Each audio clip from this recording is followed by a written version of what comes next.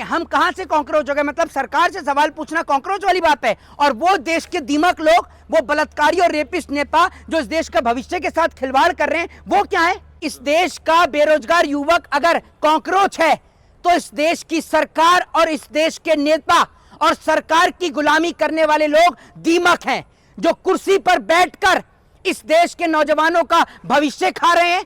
हम कोई फर्जी डिग्री वाले पत्रक वो नहीं है एडवोकेट, कोई आप हमें समझे कि फर्जी डिग्री वाले। हमारा ऑल इंडिया बार काउंसिल में रजिस्ट्रेशन है, सब चीज है, ये रहा मेरा कार्ड। हम कोई फर्जी डिग्री वाले नहीं है कि अपनी डिग्री दिखाने से कतराएंगे, मोदी की तरह नहीं है। हमारी डिग्री हमारे साथ चलती है, एट ए टाइम हमारे साथ चलती है। इस सरकार के राज में ना तो आपने बलात्कारियों को सड़क पर पिटते देखा होगा, ना इस सरकार के राज में आपने चोर और डकैतों को सड़क पर पिटते देखा होगा। इस सरकार के राज में आपको पता है सड़क पर पिटता कौन है? या तो इस सरकार के राज में सड़क पर पिटेंगे नौजवान। अभी आपने देखा हाल ही में बिहार के अंदर किस तरीके से नौजवानों के ऊपर लाठी और डंडे चार्ज कराए गए, और अब उसके बाद उत्तर प्रदेश के अंदर जिस तरीके से वकीलों के ऊपर लाठी और डंडे चार्ज किए गए। मुझे एक बात समझ में नहीं आती, जिस सरकार की औकात, जिन्होंने नीट का पेपर लीक किया है, उनके ऊपर तो लाठी डंडे चार्ज नहीं कर सकती। ये लाठी डंडे चार्ज करते हैं किनके ऊपर? नौजवानों के ऊपर, वकीलों के ऊपर। क्योंकि सरकार अगर डरती है तो सिर्फ पढ़े लिखे तबके से, वो पढ़ा लिखा तबका जो सरकार की कुर्सी हिला सकता है। इस देश के अनपढ़, जाहिल और गवार नेता जो मंत्री बन जाते हैं, नेता बन जाते हैं, उनको घर अलॉट हो जाते हैं। वहीं दूसरी ओर वकीलों को चैम्बर तक नहीं मिलता, वकीलों के चैम्बर तक की जगह नहीं है। और जब युवा कॉकरोच बन जाते हैं, कह रहे कॉकरोच की तरह सवाल पूछते। पहली बात तो ये, मेरी बात सुन लीजिए, अगर इस देश का बेरोजगार युवक अगर कॉकरोच है तो इस देश की सरकार और इस देश के नेता और सरकार की गुलामी करने वाले लोग दीमक हैं, जो कुर्सी पर बैठकर इस देश के नौजवानों का भविष्य खा रहे हैं, उनका रोजगार खा रहे हैं। और बड़ी बात यह है कि चीफ जस्टिस साहब ने जो ये बात कही कि जिस तरीके से नौजवानों के लिए कॉकरोच शब्द का इस्तेमाल किया, मैं उनसे कहना चाहता हूं कि आपको तो इस देश की सरकार को दीमक कहना चाहिए, क्योंकि जिस सरकार के राज में पेपर लीक होते हैं और नौजवानों को बेरोजगार किसने किया है?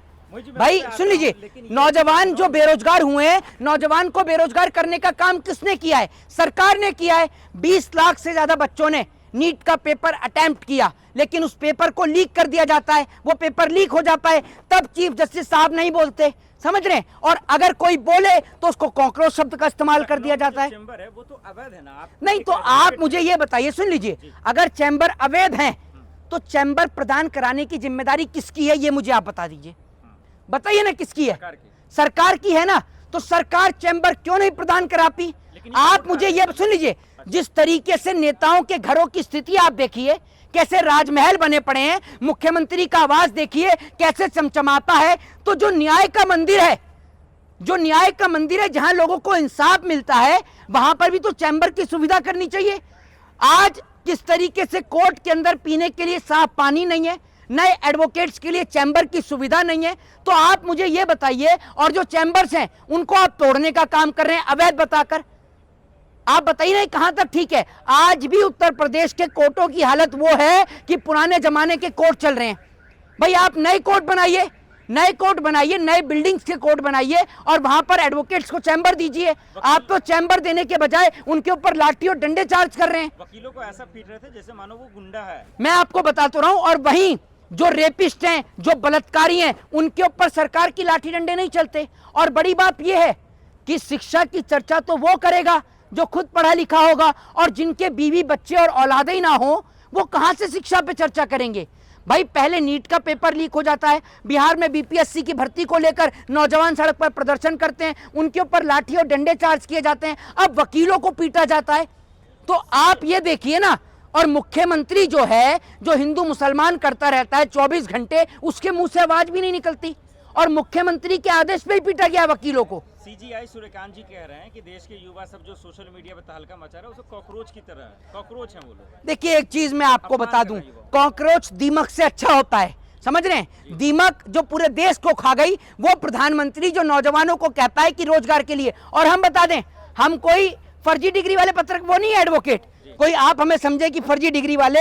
हमारा ऑल इंडिया बार काउंसिल में रजिस्ट्रेशन है, सब चीज है, ये रहा मेरा कार्ड। हम कोई फर्जी डिग्री वाले नहीं है कि अपनी डिग्री दिखाने से कतराएंगे, मोदी की तरह नहीं है। हमारी डिग्री हमारे साथ चलती है, एट ए टाइम हमारे साथ चलती है, ठीक है ना। मोदी की तरह फर्जी डिग्री नहीं ले रखी है हम लोगों ने। वहीं दूसरी ओर वो प्रधानमंत्री जो नौजवानों को कहता है कि पकौड़े तलो और उसके बाद कहता है कि तेल का कम इस्तेमाल करो, समझ रहे हैं। और दूसरी बात ये कि चीफ जस्टिस साहब जो कह रहे हैं नौजवानों को बेरोजगार किसने किया? सरकार ने किया भाई, सरकार ने किया। वकीलों को बेरोजगार कौन कर रहा है? सरकार कर रही है। जब चैम्बर्स टूटेंगे तो वकीलों का रोजगार खत्म होगा और वो भी बेरोजगार होंगे। और कम से कम सरकार से सवाल तो कर रहे हैं। और माननीय चीफ जस्टिस साहब सुन लीजिए, हमें सवाल पूछने का हक और अधिकार इस देश का संविधान देता है, आर्टिकल 19 देता है।